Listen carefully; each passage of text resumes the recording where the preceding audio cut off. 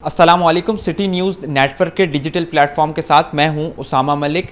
एक शख्स जो है वो बैरून मुल्क से पाकिस्तान आता है और उसको जो है वो पहले उसकी जानिब जब वो अपने घर जाता है तो उसको घर वाले कबूल नहीं करते, उसको जो है वो तशद्दुद का निशाना बनाया जाता है और उसके बाद उसको मार वार के जब पुलिस वालों के पास जाता है तो पुलिस भी उसको तशद्दुद का निशाना बनाती है और उससे रिश्वत लेने के बाद जो है वो उसको लॉकअप में रखती है और रिश्वत लेने के बाद दूसरे रोज़ जो है वो उसको छोड़ती हैं। आखिर इसका क्या मामला है, कैसे ये वक़ुआ पेश आया है, कब इनकी शादी हुई और ये सारा मामला क्या है, इनके क्या इल्ज़ामात हैं। इस वक्त जो मुतासरा शहरी हैं सैफुल्लाह साहब वो हमारे साथ मौजूद हैं, इनसे मज़ीद जानते हैं। सैफुल्लाह भाई बताइएगा शुरू से क्या वक़ुआ पेश आया, आप किस दिन यहाँ पर आए और क्या सारा ये मामला हुआ। अस्सलाम वालेकुम। मेरा नाम सैफुल्लाह बाजवा है, वल्द अल्लाह दिता बाजवा। मैं स्विट्ज़रलैंड में 30 साल से मुकीम हूँ, 30 साल से वहाँ रह रहा हूँ और मैं वहाँ पे यूएनओ का मेंबर भी हूँ। उसके बाद मैं एमनेस्टी इंटरनेशनल का मेंबर भी हूँ। वो वहाँ पे पहले मैं बिज़नेस करता था, अब जो है मैं मुलाज़मत कर रहा हूँ। मुलाज़मत का 14 जुलाई को मैं सुबह 3:30 बजे कराची एयरपोर्ट पे उतरा हूँ।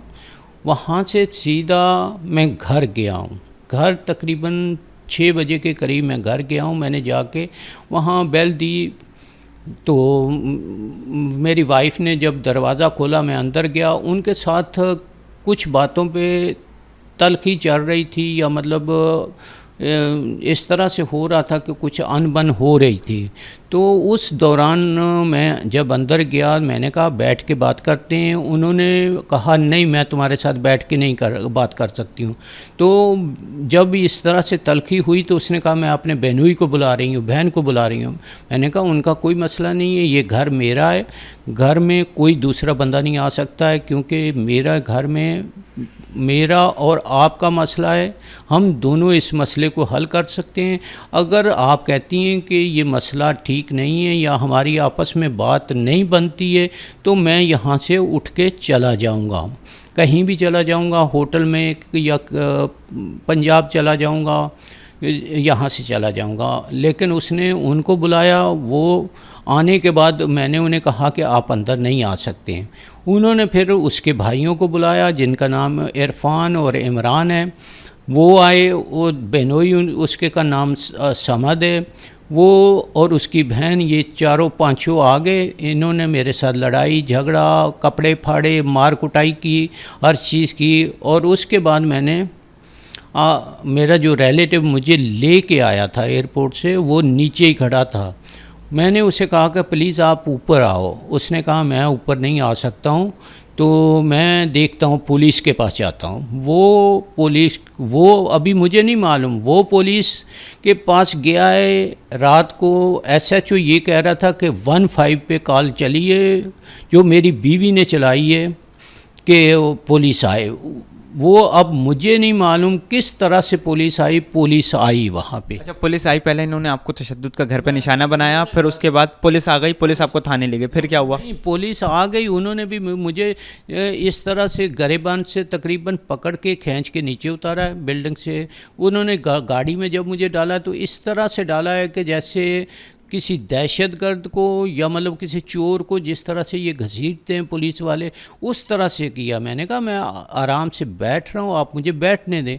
वो मुझे पुलिस वैन में लेके गए, उन्हें कहा कि आप अपनी गाड़ी में आ जाएं। जब पुलिस वहाँ ले गई है, थाने ले गई है, मेरे साथ रवैया इनका इस तरह से पुलिस का था कि एक कहता था कि यहाँ बैठ जाओ, एक कहता था वहाँ उठ के खड़े हो जाओ, तीसरा आता था वो कहता था चलो वो बाहर बेंच पे बैठो। उसके बाद इसी तरह इनका रवैया था। फिर इन्होंने मुझे लॉकअप में बंद कर दिया। और वो लोग जो हैं चार उस वक्त तक आपके ऊपर पर्चा वगैरह कुछ कट चुका था जो लॉकअप में बंद वगैरह किया? मुझे छोड़ने तक पर्चा नहीं कटा गया, कोई पर्चा नहीं, कोई एफआईआर नहीं हुई मेरे ऊपर, और किसी चीज़ की कोई एफआईआर बनती नहीं है कि मेरे पे एफआईआर। आपको तशद्दुद वगैरह का निशाना बनाया गया, 2 रोज़ तक आपको तकरीबन दोपहर तक तकरीबन रखा गया, और फिर उसके बाद क्या मतलब आपको कितने पैसे वगैरह लिए गए वो थोड़ा? मुझसे उन्होंने 1.5 लाख का मुतालबा किया कि 1.5 लाख अगर आप देते हो तो आप पे एफआईआर नहीं होगी। मेरे पास पैसे मौजूद नहीं थे। मैंने वो अपने अजीज़ को कहा कि प्लीज़ पैसों का बंदोबस्त करके इनसे बात करके इनको दो। जब ये मसला हो गया उनका पैसों का, हाँ हो गई, सब ठीक हो गया, उन्होंने फिर कहा कि हाँ जी ठीक है, एफआईआर नहीं करते, आप एक स्टाम्प पेपर लिख दो। वो स्टाम्प पेपर पे इन्होंने क्या लिखा क्या नहीं लिखा, मुझसे ज़बरदस्ती उस पे साइन कराए, अंगूठा लगवाया, हर चीज़ की। उसके बाद इन्होंने मुझे कहा कि आप यहाँ से फ़ौरन पंजाब जाओ, पंजाब जाने के बाद आप स्विट्ज़रलैंड जाओ। मैंने लास्ट में एसएचओ साहब को कहा कि मेरे मसले इस तरह के चल रहे हैं कि मुझे कोर्ट में अगर जाना है तो मैं पंजाब से तो कोर्ट में नहीं। अच्छा, ये बताइएगा, आपकी वाइफ का जो वाइफ है वो कहती हैं कि आपने उनको पहले डिवोर्स दे दी थी, आप उस दिन आए हैं तो उस दिन आपने कुछ उनको तशद्दुद किया है, इलाका मकीन भी जमा हुआ, उसके बाद पुलिस वगैरह आई है, इसमें कितनी सदाकत है और क्या ये कोई इतने ज़्यादा इलाका मकीन नहीं, एक दो लोग जो हैं वो जो उसी टाइम आए थे वो मुझे भी जानते हैं और उन्होंने मुझसे सलाम दुआ ली है, वही एक दो लोग जो हैं वही हैं, कोई इलाका मकीन वहाँ जमा नहीं हुए। और कोई एक तरफ 5 लोग हैं, एक तरफ एक आदमी है और वो भी सफ़र से 2 दिन के सफ़र से आया हुआ है, वो किसी के साथ क्या लड़ सकता है।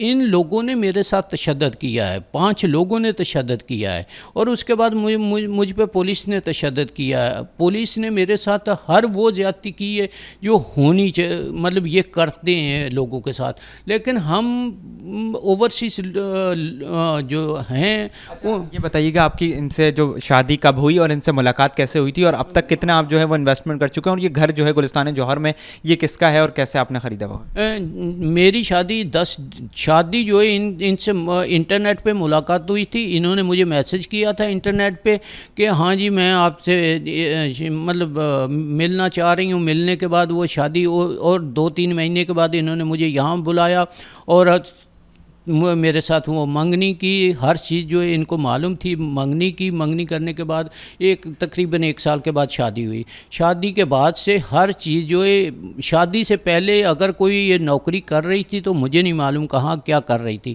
लेकिन शादी के बाद ये मुतवातर घर पे इनका हर ख़र्चा जो है मैं बर्दाश्त कर रहा हूँ। मतलब इनके पास अगर इनकी शादी के बाद आप कराची में कितना टाइम रहे, या इनकी आप ले गए थे, या आप कितनी बार इस दौरान तकरीबन 10 साल के दौरान कराची आते रहे हैं, आपकी मुलाकातें होती रही हैं? मैं कराची में जब शादी के दौरान आया, कुछ दिन शादी से पहले यहाँ रहा और कुछ दिन शादी के बाद रहा। उसके बाद मैं हर साल या मतलब 6 महीने के बाद जिस तरह से मुझे छुट्टी मिलती थी उस तरह से मैं फ़ौरन आ जाता था और इनके साथ रहता था और इनके साथ बाहर भी जाता था छुट्टियों पे लेके। लेकिन इनका स्पाउस वीज़ा मैंने कोशिश की, लेकिन वो जब कोरोना आ गया तो कोरोना की वजह से कुछ मसाइल हो गए। वो स्विट्ज़रलैंड ने कानून चेंज कर दिया कि आपको 5 साल के अंदर अंदर जो है वाइफ को लाना चाहिए, लेकिन कोरोना में 3 साल ज़ाया हो गए, एम्बेसियाँ नहीं खुली थी, कुछ नहीं हो सका। बताइएगा, इस पर क्या कहते हैं, DIG की जानिब से भी नोटिस लिया गया, कमेटी भी बना दी गई है, रात गए आपको भी डिफेंस थाने में बुलाया गया, क्या वहाँ पर बात हुई है? आज भी आपने जाना है, तो अब आपका क्या मुतालबा हुआ? मेरा मुतालबा है कि मुझे इंसाफ मिलना चाहिए। बाकी जो कोर्ट में मैटर है वो कोर्ट में अगर वो कहती हैं कि हाँ डिवोर्स हो गया या कोई ऐसी बात हो गई है, तो अभी तक उन्होंने मतलब उनके पास कोई सर्टिफिकेट नहीं है कि हाँ जी ये मेरी डिवोर्स हो गई है। अभी शनाख्ती कार्ड पे आप देखें मेरा नाम चल रहा है, तो किस तरह से हो गई है। जो वो यूनियन काउंसिल कह रही हैं, वो यूनियन काउंसिल वाले कह रहे हैं कि हमारे पास ये आई नहीं, हमने देखा नहीं है कभी इसको, कौन है ये औरत। मैंने बाकायदा वो यूनियन काउंसिलों में बाकायदा वो एफिडेविट मतलब स्टाम्प पेपर लिख के जमा कराएं कि मैंने इनको कोई तलाक वगैरह नहीं दी है। ये सब कुछ खुद से जो कर रही हैं ये खुद से कर रही हैं। देखें, जो मुतासरा शायरी थे सैफुल्लाह, वो हमारे साथ मौजूद थे और उन्होंने पूरी हमें डिटेल में जो है वो अपनी तफसीलात सुनाई। और उनका यही कहना है कि पहले उनको घर वालों ने तशद्दुद का निशाना बनाया, उसके बाद जब वो पुलिस के पास गए तो पुलिस ने तशद्दुद का निशाना बनाया। उनके कुछ पैसे वगैरह जो फ्रैंक्स थे वो भी गायब हो गए, जबकि 1.5 लाख रुपये जो है वो उनसे रिश्वत ली गई। उसके बाद जो है वो उन्हें छोड़ा गया है। अब उनका यही मुतालबा है कि उनको जो है वो इंसाफ फराहम किया जाए। अगर डिवोर्स का है तो उनको इसमें प्रूफ किया जाए और अदालत का जो मैटर है वो किया जाए, ना कि पुलिस की जानिब से उनको तशद्दुद का निशाना बनाना चाहिए था। अब DIG की जानिब से नोटिस ले लिया गया, कमेटी कायम कर दी गई है और तहकीकात जो है वो इसकी जारी हैं। मज़ीद खबरों और अपडेट के लिए देखते रहिए सिटी न्यूज़ नेटवर्क का डिजिटल प्लेटफॉर्म।